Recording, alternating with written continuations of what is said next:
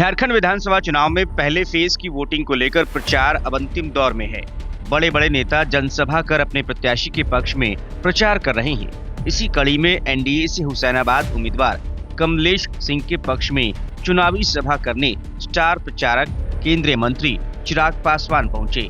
चिराग ने हैदरनगर उच्च विद्यालय मैदान में जनसभा को संबोधित किया।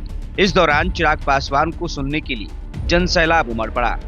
हुसैनाबाद हरिहरगंज विधानसभा से भाजपा प्रत्याशी कमलेश कुमार सिंह की चुनावी सभा में केंद्रीय मंत्री चिराग पासवान ने कहा कि हुसैनाबाद से उनके पिता रामविलास पासवान जी का गहरा लगाव रहा है।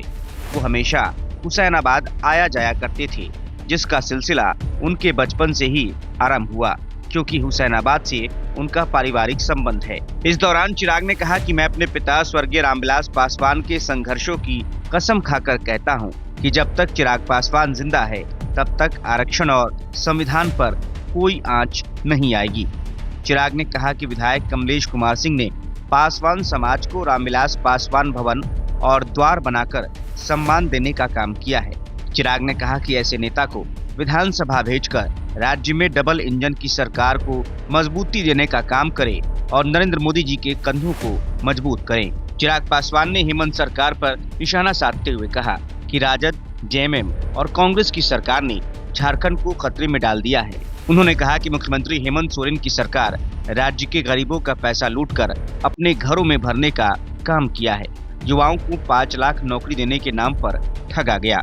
चिराग पासवान ने कहा कि भाजपा सरकार में राम मंदिर बना, जब केंद्र में कांग्रेस की सरकार थी उन्होंने राम मंदिर के बारे में सोचा तक नहीं। 500 सालों से रामलला धूप, धूल, गर्मी और बरसात सहते रहे। कांग्रेस की सरकार के दौरान भगवान राम को टेंट में रहना पड़ा और उनकी कोई सुध लेने वाला नहीं था। लेकिन देश में भाजपा की सरकार बनते ही भगवान राम के भक्तों को भव्य राम मंदिर देखने का सौभाग्य प्राप्त हुआ, जिसका लोकार्पण और राम मंदिर की प्राण प्रतिष्ठा देश के प्रधानमंत्री नरेंद्र मोदी ने की। चिराग पासवान ने भाजपा प्रत्याशी कमलेश कुमार सिंह को कमल फूल के निशान पर बटन दबाकर विजयी बनाने की अपील की।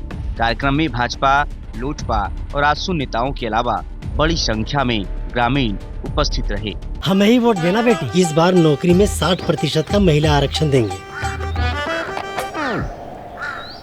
पैसा पिछले बार भी जेएमएम वालों ने 50% का वादा किया था, हमको तो मिला नहीं। और आपको? हमें तो नहीं मिला, आपको मिला क्या? इन महिलाओं को तो नौकरी में 50% आरक्षण नहीं मिला, आपको मिला क्या? TheFollowUp.in. Like, share and subscribe.